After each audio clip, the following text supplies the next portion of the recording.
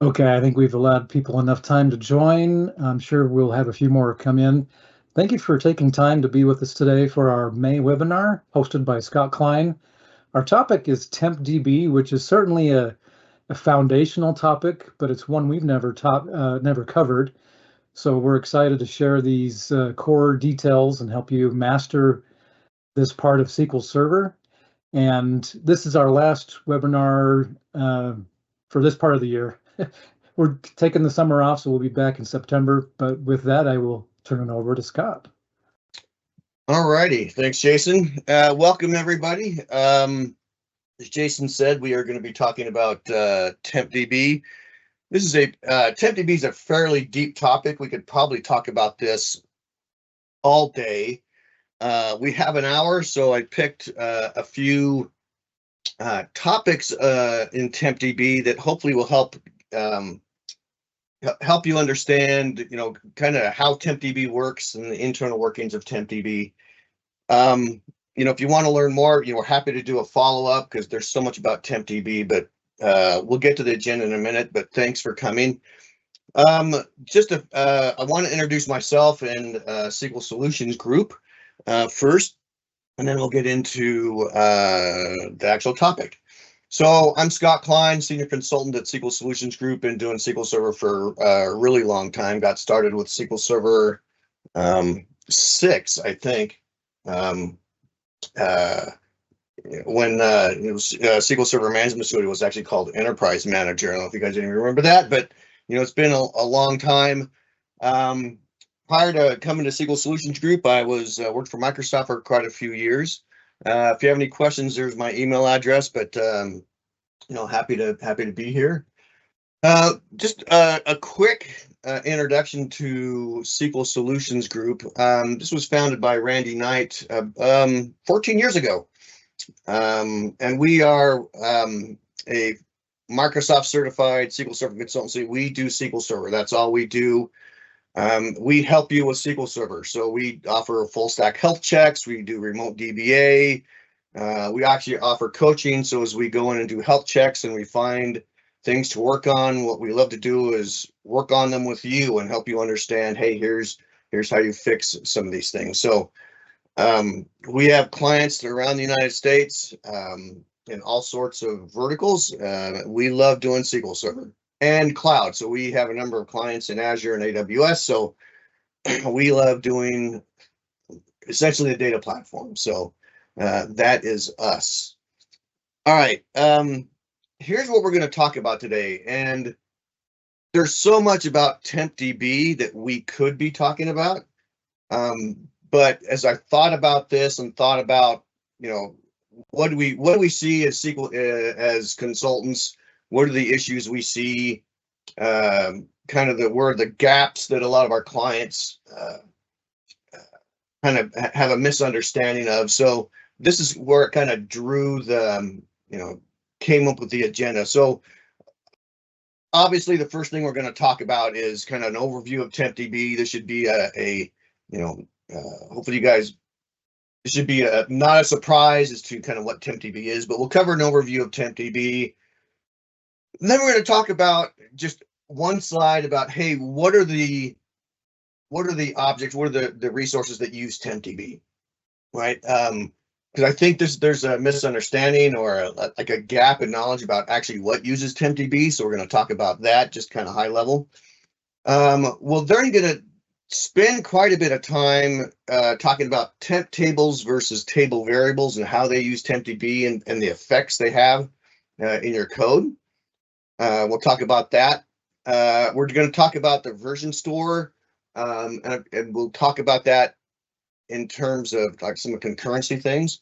I'm not going to give too much in that, but we will talk about that a little bit because Randy did a webinar not too long ago about concurrency, so I don't want to repeat all of that. And I don't think we'll have time, but I'll provide a link for that. But we will talk about how version store and Tempdb, and then we'll wrap up if we have time with how do you provision Tempdb, how do you monitor Tempdb, kind of some of the best practices.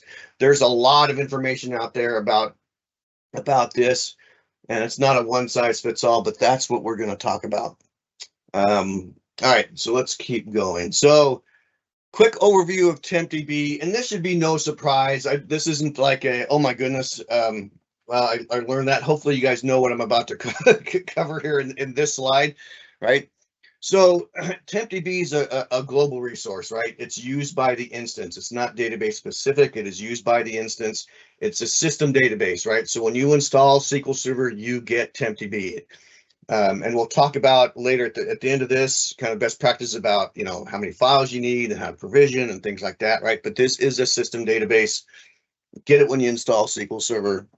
And it is used for a number of things, and we'll get into that. But primarily, you know, it's used for temporary user object, right? When I create a temp table or a table variable, things like that, those are stored in Tempdb. It also has internal objects and things like work tables, right? Work tables are, we'll call intermediate. These are things work tables are used to store intermediate results for things like cursors, spools, large objects. Whenever you do have a pretty complex query, you've got like the work files for hash joins, and aggregate operations, things like that, right? These are the internal tables that you have no access to, but they're used by the SQL Server engine for that. It's also used for when you do the internal tables for like rebuilding indexes, right? So when you do like sort in Tempdb, when you rebuild an index, you know, those work tables are used for that to like the sort the index, sort the data when you rebuild an index. Version store, we are going to talk about the version store. You saw that in the agenda. We're going to talk about version store. So think concurrency. We'll talk about that, like things like read committed snapshot isolation, right? So the version store is a heavy user of Tempdb. We will talk about that. Tempdb is minimally logged, meaning, so it's not like a user database where you know, all the transactions are kept in the log file. Tempdb is minimally logged, and it's built that way so that transactions are minimally logged, so that those transactions can be quickly rolled back if needed, right? So that's why we call it minimally logged. It is recreated, and you guys should know this, it is recreated each time SQL Server is restarted. This is because the system always, when you restart the SQL Server, always wants you to start with a clean, fresh slate in Tempdb, right? A fresh copy of that database. So there's no residual or leftover components. So when you restart, it's recreated every time. Just so you're starting with a very clean slate, right?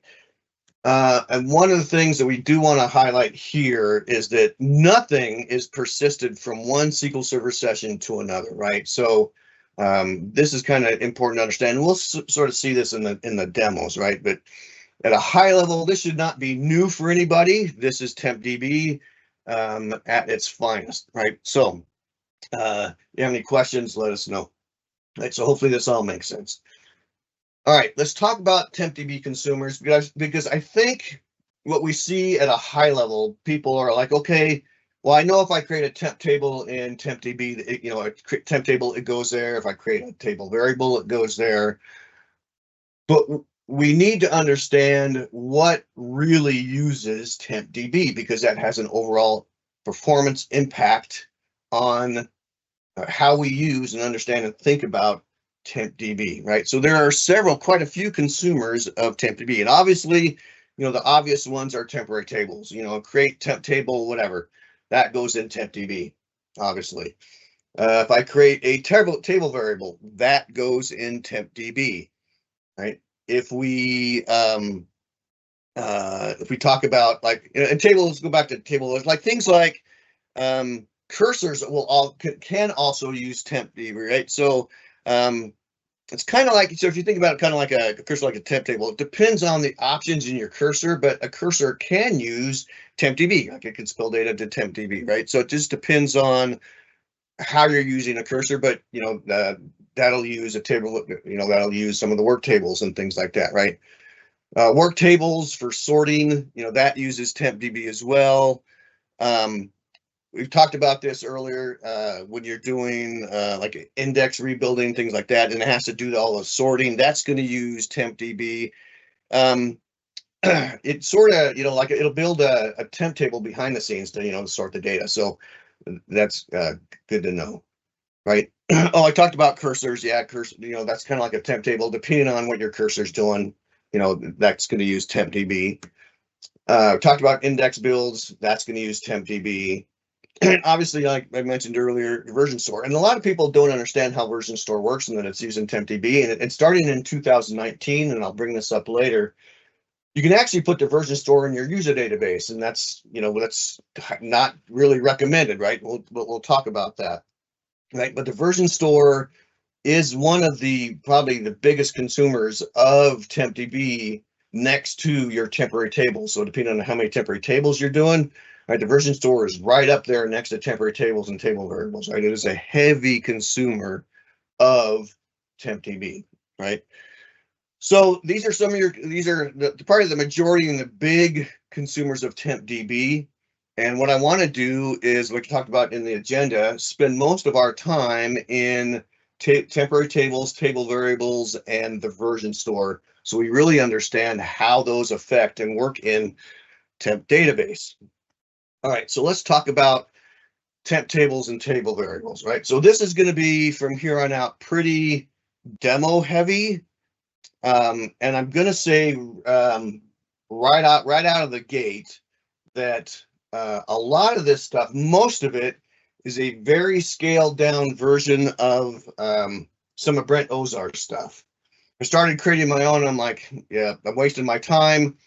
So I basically use some of his stuff for these demos. So it's a very scaled down. And if you want more of kind of, a bigger, deeper dive into what I'm going through, highly recommend you take his Fundamentals of Tempdb course. But I want to give him cred for where these demos came from, because they're super awesome. Just want to let you know that that's where a lot of these are super scaled down versions of Tempdb of his demos, right? So with that, let's dive right in, right? So we're going to talk about temp tables first, and then we're going to talk about table variables, and kind of do a comparison against those, right? So I want to lay the foundation with this. What I'm going to do is I'm actually going to, let's look at how a real table works versus a temp table. And then we're going to talk about these things that scale. And what I'm going to do, and I don't really recommend this, but just for demo purposes, what I'm going to do is I'm going to use Tempdb. But then what I'm going to do is I'm actually going to create a real table, not a temp table, but I'm going to create a real table in Tempdb. You can do this, but I don't recommend it in production at all, right? Let me get that out of the way. But this is just for demo purposes. So I'm going to basically create a table called users temp, right? So I'm going to create that, right? And if I go look at that in my databases now, so I'm going to refresh my databases there. You'll see I have this table now called users temp, right? And what I'm going to do is I'm going to basically take all the users out of, so I'm using for all my demos. I'm using the Stack Overflow 2013, right? So I'm going to basically take all the users out of all the users out of the users table and stick them in this temporary table, right? So I'm just going to do that, right? And while that's running, I want to explain something real quick, right? So, that actually happened, perform real quick. So what it had to do, right? SQL Server, when I run this query, SQL Server is going to, it needs a couple things, right?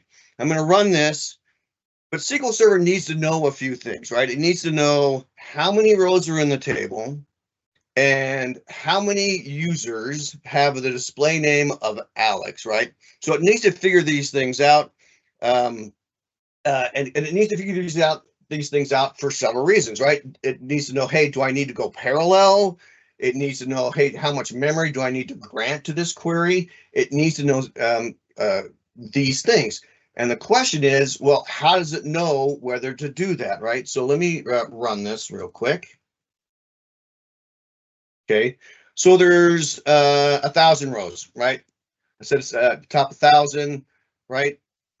And so if I look at this, and I look at, so it basically, if I look at the execution plan and went and grabbed, there's, I can't remember how, there's like 2.5 million rows in this table, right? So it actually read, you see 2.5 million rows.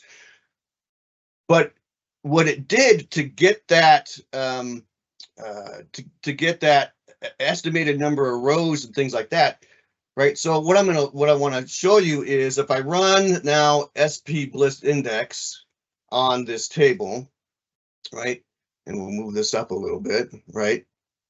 We'll ignore all of this, but you'll see here, it actually created statistics on this table, right? On this real table, right? And we can see that if we go back up here to temp table and refresh this, right? It actually created a statistics on this table, right? Because it needed to know for this query plan, how many rows are in there. It created a histogram because it needed to know the type of data that's in there.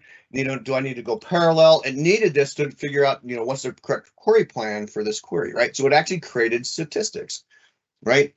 All right, so with that, what I want to do is that, all right, so this is a real table. Let's now do the same thing with a temporary table, right? So I'm going to do the same thing, right? So I'm going to actually create a table called temp users temp, right?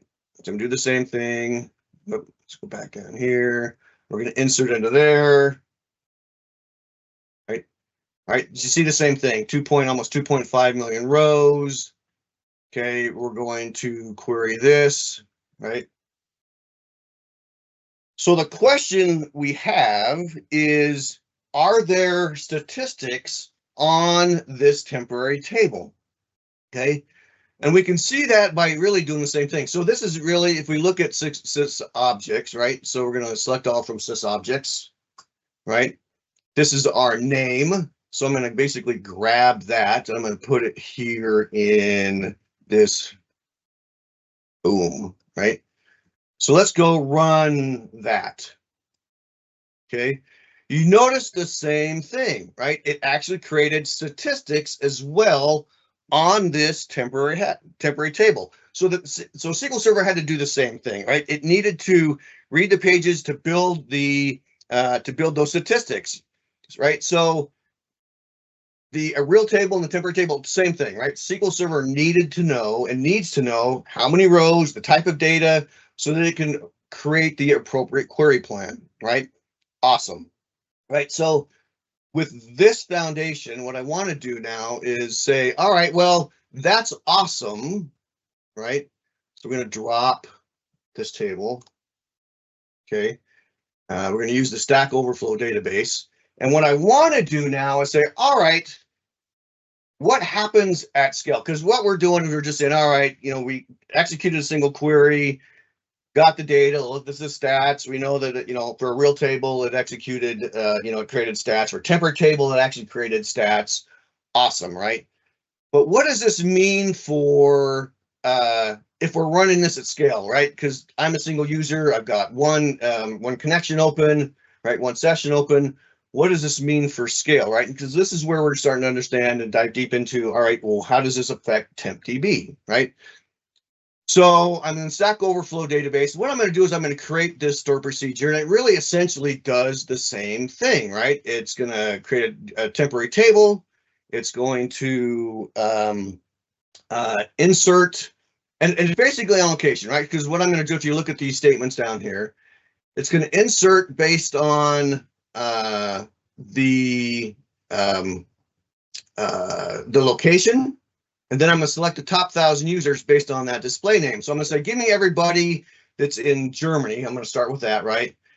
All right, so insert in that temporary table everybody that lives in Germany, and then, but give me out of that set everybody that has the first name of Alex. Okay, that's what this store procedure is going to do, right? So let me create that store procedure. Okay, so it hasn't done anything yet, but let me run this, right? And my actual execution plans are on. So here's what I'm going to do. So I'm going to run this, right? right? So I have 28 rows, right? So let's take a step back and think about this, right? What happened, right? So there's 4 things that happened the first time I ran this, right? So I get the first thing it did is it said, all right, does the temporary table exist? Nope, because it's the first time I'm running it, so create it, right? It then needs to load the table into load the data in the temporary table.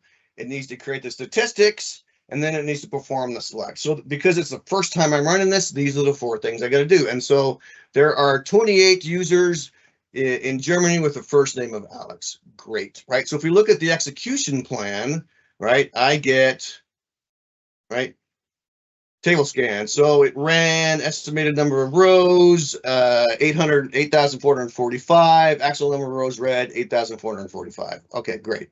Right. But then the estimated number of rows. So we look at this data. This is our foundation for this query, right? Great. Okay. All right. We're going to ignore the missing index type of thing right now. We'll come to that. Right. Okay, cool. So now let's run this again. So we're going to look at that. We looked at the actuals versus the estimate, right? So we've got estimated number of rows read, 28 rows. So you can see that I got 28 rows back, and then the actual number of rows read 845, right? So those match, right? Okay. All right, let's run this again, but let's do this for England, right? So we're going to run this for the location England and the display name of Paul. All right, so let's run this again. All right. So there it loaded. So let's again take a step back. When we first ran this, there was 4 things that we asked that store procedure needed to do. There's 4 things that had to happen, right? It had to create the temporary table, it had to load the data in the temporary into the temporary table, it had to create the statistics, and it had to perform the select, right? When we ran it the second time, what happened? Did it have to do all 4, right? And notice that we have this in the store procedure, we have this drop table users, pound users, right? When we run this again and we look at the execution plan, we're going to do the same thing, right? What do you notice, right? The estimated number of rows read is the same, 808,445, and the estimated number of rows per execution is 28, right? That's the same thing we got in the previous plan, right? So what does that tell you? Okay, so let's recap. When this store procedure executed, right? Did it have to create the table? No, because it doesn't really drop the temporary table. It sticks around. So it didn't have to drop the temporary table. Did it have to load the data into the temporary table? Yes, it did. Did it create the statistics? No, it didn't update the statistics. The statistics, as you can see, did not change, right? I should be getting an estimated number of rows per execution 4, but I got 28. Those estimated, it kept the statistics, and then didn't perform the select. So out of those 4 things, it only did 2, right? It loaded the table, the temporary table, and then what it did is perform the select. It kept those statistics. This is important because, and we'll see this in a second, right? All right, so we ran this for Alex and then Alex and Paul, right? What I want to show you is let's now look at this a different way to show you and prove that it is actually keeping the statistics. So what I'm going to do is modify the store procedure. At the very end of our results, what we're going to get is the statistics of this statement. So we're going to create this, right? And then let's do it again, right? So we're going to start with Alex in Germany, okay? And we get, if we look at this, there's all our Germany friends, right? This is, if we look at this brought back, there is our 28 rows, right, of Alex. And then there's all the histogram, the explanation of the data, but these are all Germany people, right? All right, let's run this again, just like we did in the early example. Let's run this again with location of England and the display name of Paul. All right, let's run this again. What have you seen, right? So it's interesting, right? Our statistics did not change because what we're looking at is the statistics for Germany, right? We're not looking, it didn't update this for England. We're still viewing the statistics for Germany. Okay. So let's do this. Let's run free proc cache. Let's start all over. Right. And let's do the reverse. Right. So we're going to run this for Paul, right?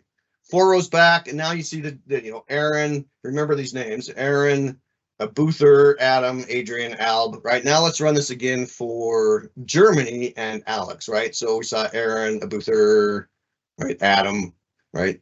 So on that again. Nope, we see the same thing, right? So the statistics did not change for this in this example, right? They didn't change. Didn't drop the table. Didn't update the statistics, right?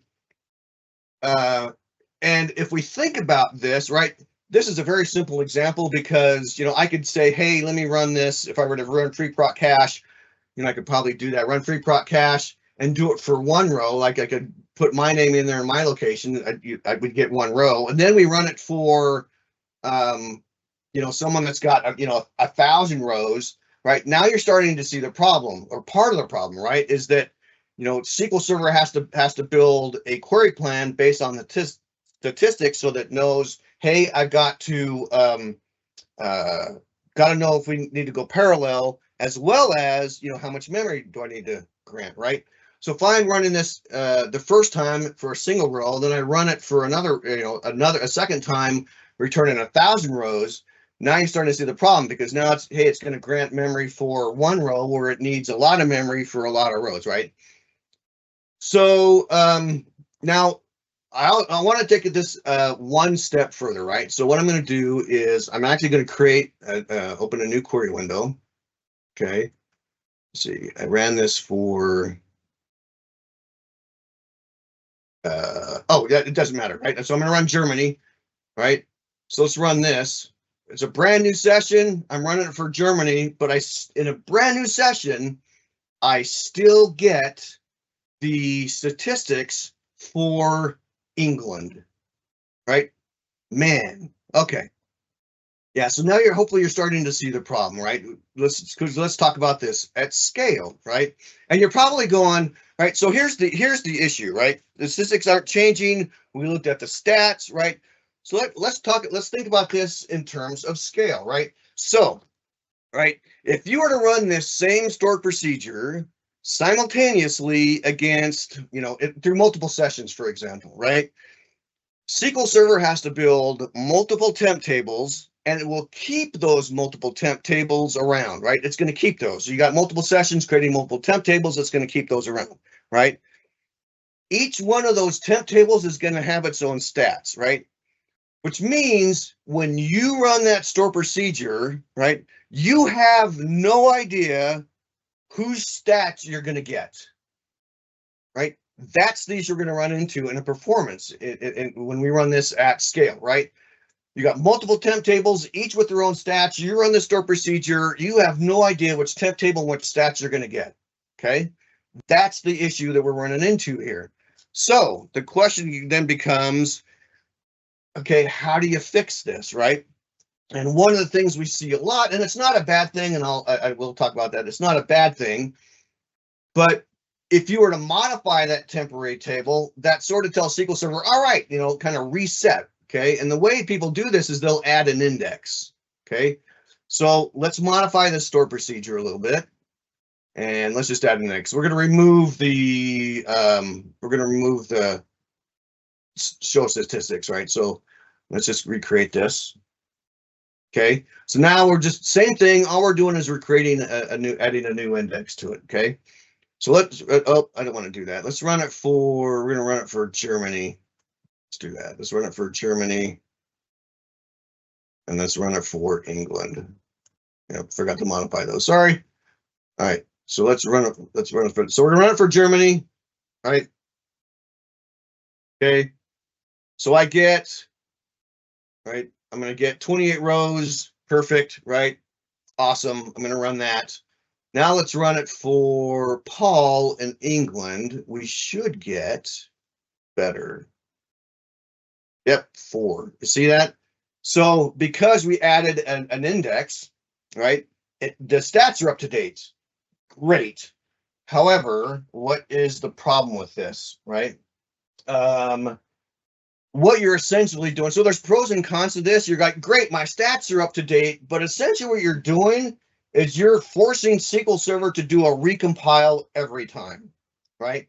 So depending on how often you're calling the store procedure, this can be a problem, right?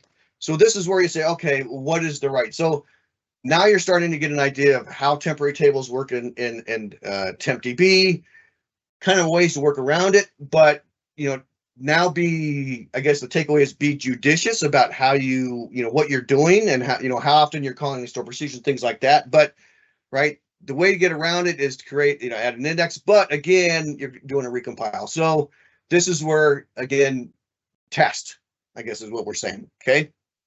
All right. Let's stop. Jason, I'm going to say, are there any questions? Because I'm going to go and move into table variables. Nope, no questions at this time. Okay, cool. All righty, so let's talk table variables. Okay, so there's a common sort of misconception around table variables that they're not written table variables, where the data is not written to disk.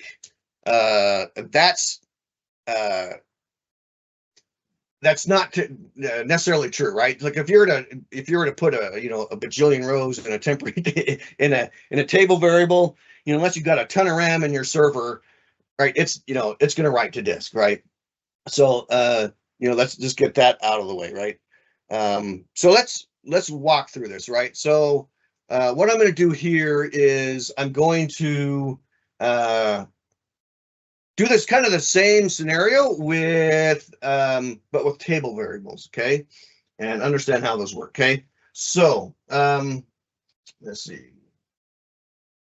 All right, so the first thing I'm going to do is I'm going to use a Stack Overflow database, and I want to make sure that I'm a compatibility at least 2017 or later. So I'm going to do that. Okay, let me close all this. I don't need this anymore. Okay. All right.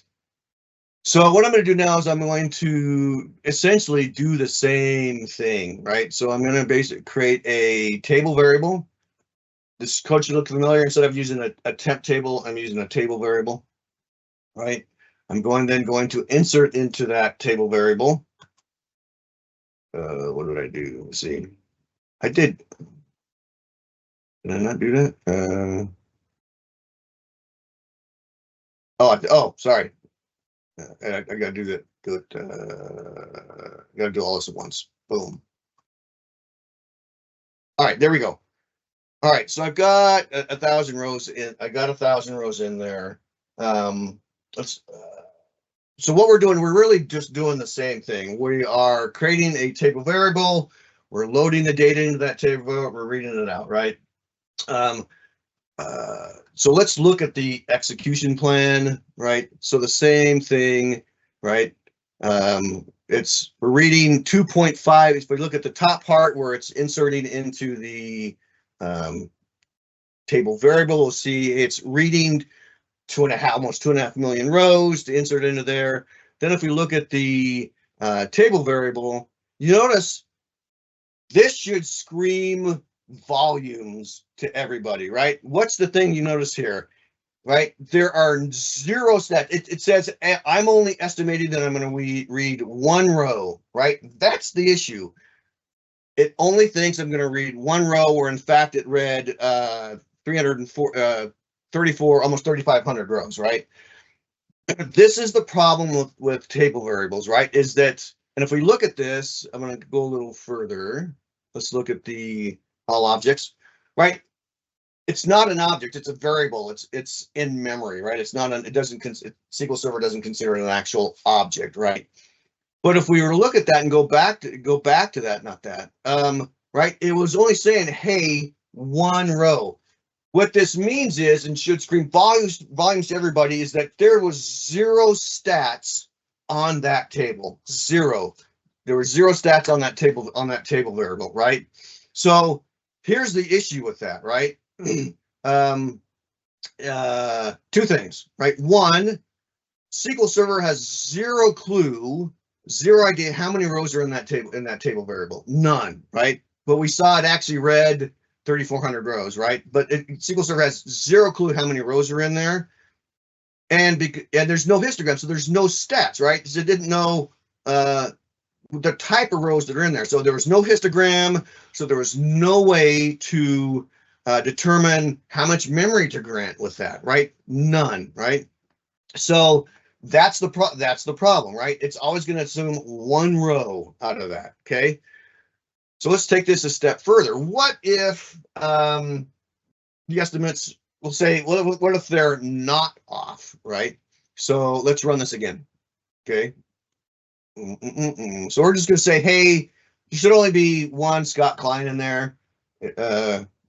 I don't know. I haven't tested it with other Scott Kleins, but let's just run this with me, right? We're going to run this, right? Yep, one. So there's one of me, and that's where I live. So look at the execution plan, right? Again, right? More accurate, right? It read one row. Again, only estimated one row because that's all it's going to estimate because there's no stats on that. And then that actually read one row, right? All right. So with that, I'm gonna say, let's see, I want to make sure. Oh, okay. Yep. So here's the takeaway from this first two statements, right? And this is we're at compat level 2017 or earlier, right? So there's the takeaway here, and I guess the recommendation we're going to take away here is I'm going to reiterate sort of kind of the common consensus, right? Because what we saw was that a table variable is only going to estimate one row. Doesn't matter, right? And so there's no stats on that table. So the way we want to think about this is if your performance problems are based on the number of rows you thought would come out of that, you're fine as long as you're expecting a small number of rows, right? So I got one, we queried for me, there was one row, right? So if you're expecting a small number of rows out, awesome, right? You're great.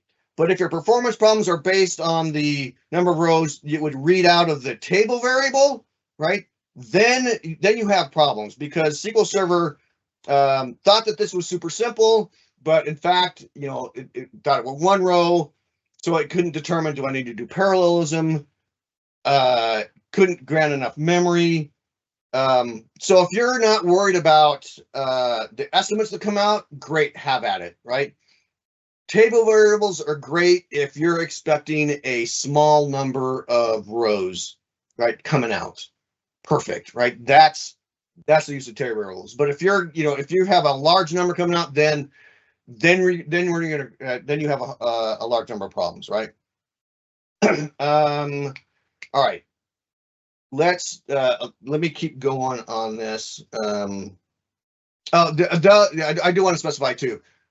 One of the other benefits, there is a benefit. There are pros to table variables. They don't trigger recompiles, which is a great thing, right? So you're good there. But let's take this a step further, right? Let's see. All right. So I'm going to create this store procedure, right? And so it's the same thing. And we basically call it, get users table variable. So notice the code, it's really essentially the same thing. I'm creating a table variable, I'm inserting into that, and then I'm grabbing the last 1,000, right? Here's what SQL Server and SQL Server, Microsoft made a change in SQL Server 2019. They said, oh, we fixed this. Well, yes and no. So what I'm going to do is I'm going to set this compatibility to 2015, right? And let's do this again. We're going to run it for basically Jeremy and Alex and England and Paul, right? All right.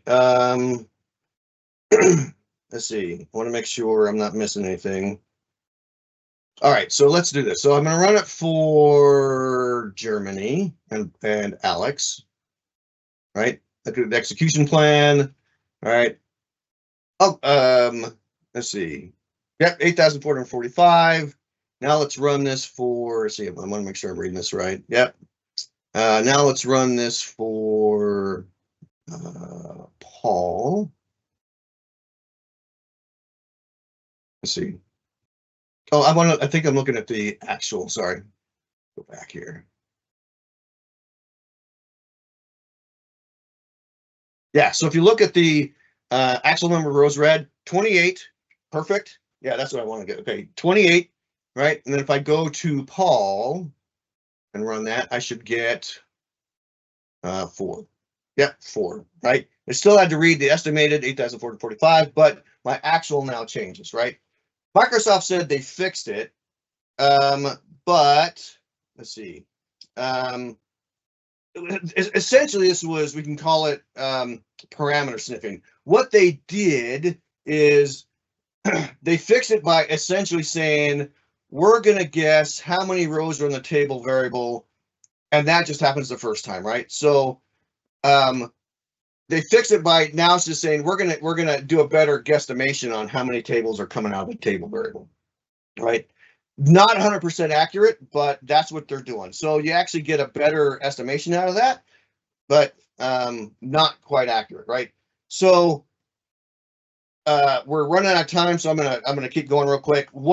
So the question would be, when do we use table variables? And we alluded to that earlier. It's when you're expecting a small number of rows out of that table variable, 1, 2, 10, something like 100, something like that, but not a lot, right? So I'll go back to say, if your performance problems are based on the number of rows you thought would come out, a small number, you're good, right? So we'll just say that. Okay. All right. Let's, Jason, any questions? Yes, we have questions. This is from when you were talking about statistics, and we have 2 questions from Anonymous, and I'm sorry, I'm not sure if it's the same Anonymous, but first, and context slightly missing here, but he says, would the same issue happen if you had the 2 executions in separate sessions? And I'm not sure if that's enough to go on. Yeah, I think I need a little more context out of that. Yeah. Well, and this, are we talking temp tables or table variables, I guess? Well, I think this one's related. When you say that I don't know what stats I have because someone else has used the same temp space, do you mean that my user table and someone else's user table have the same stats? No. If you're running different sessions, you're running your session, but you don't know whose session you're gonna, whose temp table you're gonna get and whose stats you're gonna get. Okay. Right. And then Glenn says the shared statistics issue. Would you share statistics if the execution happened in separate sessions in the same way a multi-user environment would happen? I don't think about that. I'll put up my slide with my email address on it and have him email me, and then I'll think about that because I need to read the question. I mean, I'm being, not the expert. I think those are all generally in the same kind of ballpark. Yep. So okay. Let's see. But I will answer that. I want to make sure we get through the rest of this stuff. Sure, okay. All right. So let me jump back. We're going to now talk about version store. And so when I talk about version store, let me just throw this up super quick, right?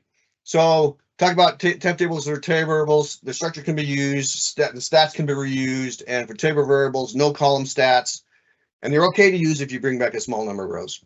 Okay, so summarize that. All right, version store. Randy did a phenomenal, and I'm going to pull this up here, and this is in the link. I put this in this links and info. Randy did a whole webinar on concurrency, which is awesome, right? He did it a couple years ago. I'm just lightly going to touch on this lightly, but this is a phenomenal, phenomenal webinar on understanding concurrency and locking and blocking and things like that. 100%, right? So I do want to point that out. I would highly recommend. It's on our, if you just go up to YouTube and search for a SQL Solutions group, that's where it's at. Okay. I want to wrap up with just understanding the version store. Okay. So here's what I'm going to do, right? So two things I want to do, right? So I'm going to open a new query window here. I don't want to execute. All right. So this is one of the biggest things we run into all the time is no lock, right? We need to understand how this affects Tempdb, okay? So what I'm going to do is, the first thing I'm going to do is I'm going to do it with no lock, with read commit snapshot isolation off, and then to do it again with it on, okay?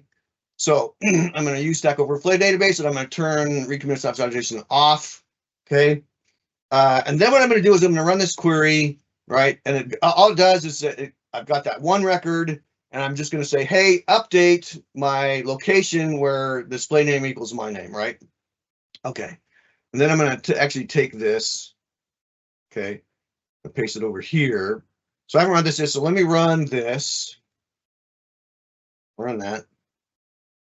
Right. So it's a begin tran. Notice I haven't done a commit or a rollback, right? But while that's running, I'm going to go over here and run this. Okay.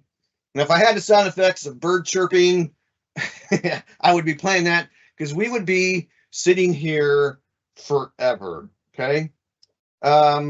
So we understand blocking is a really bad problem. And this is a common scenario you're looking at, right? Where, you know, a lock is taken out, right? We basically open a transaction, created a lock on this. And, you know, the application or the user will go do something else, right? And not commit that. Well, that's blocking, holding everybody up. That's holding all the other transactions up, right?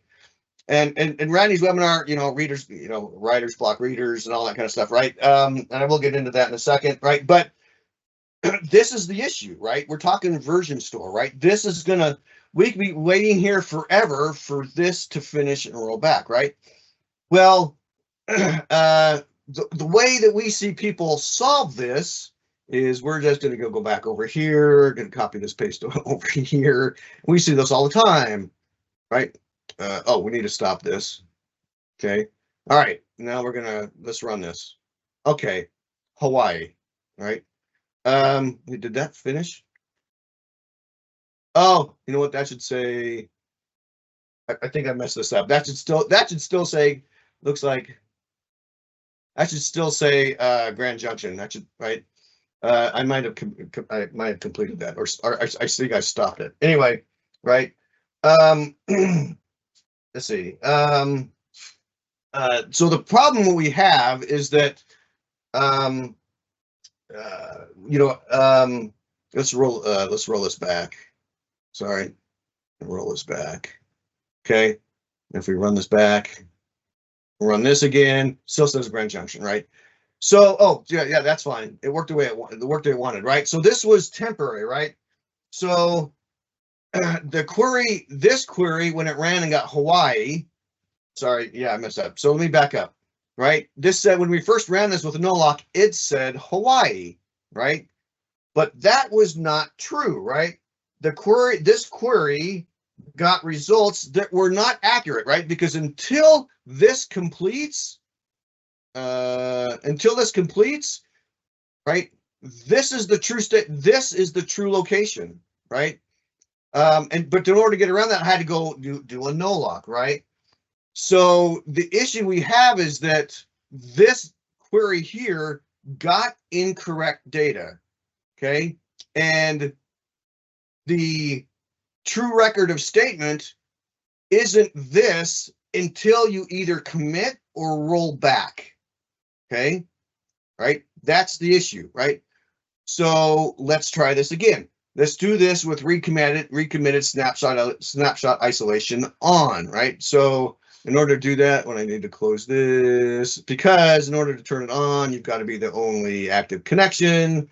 So I should have no other connections in there. So I'm going to turn this on. Boom. All right, let's do this again. So I'm going to open a new query window. Bam. I'm going to copy this over there. Sweet. Okay. So let me run this, right? So I'm opening a transaction. Okay, I haven't committed to a transaction. Before, when we did this, and I ran this, it said Hawaii when it wasn't true, right? Right? But now, the question would be, what should this say? Okay, this should not come back. One, when we first ran it, it hung, right, until we did with no lock, right?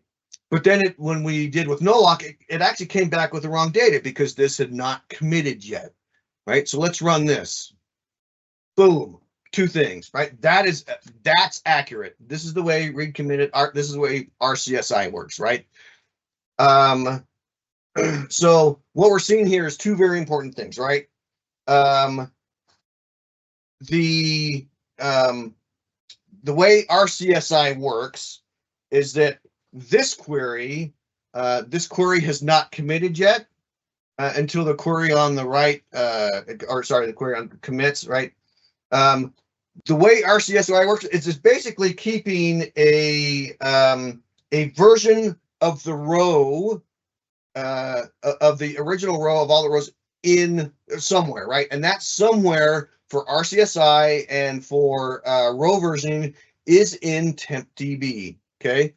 So this is actually accurate, right? So it basically went and said, all right, we're going to go back into the version store because this has not committed. We're going to go into the row store and get the true record of value, which is Grand Junction, Colorado. Okay. This is the way RCSI, and you notice 2 things. 1, it came back really quick, didn't have to do no lock. And 2, it actually brought back the correct value because this is not committed. So if we were to come back here and say either commit or roll back, we'll do commit.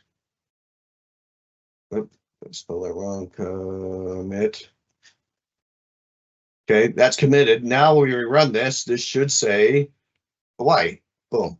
Okay. Now that is the true record of value. Okay.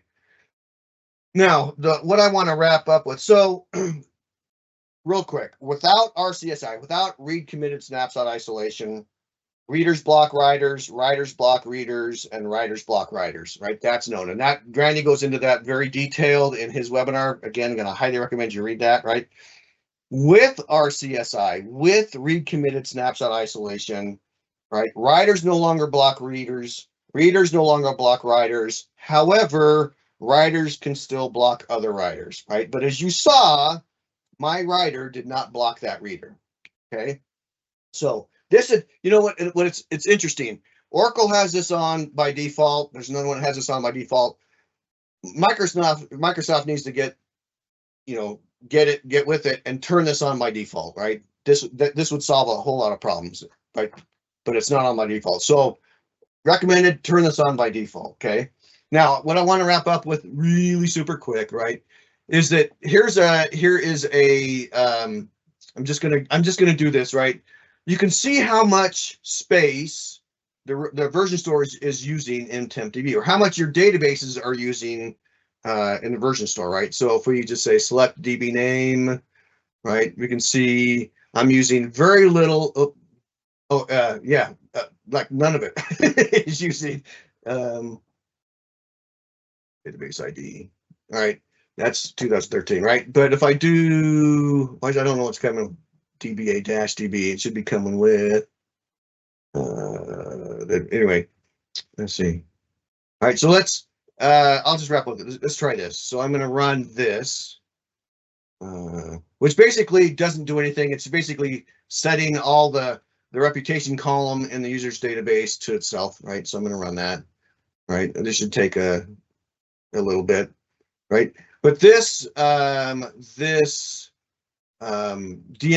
DMTran version store space usage, this is a great way to go. All right, how much of the row version of the version store MTB are my databases using? Okay, let me run this again. This might not change. Oh yeah, so now you see, hey, my Stack Overflow database is using that much, right? So let's do this again. I'm going to update DBO users, set Let's just set location equal to location.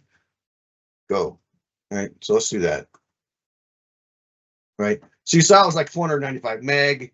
This should now, if we were to run this again, boom, we should see that increase, right? So now 529. So it went up a little bit, right?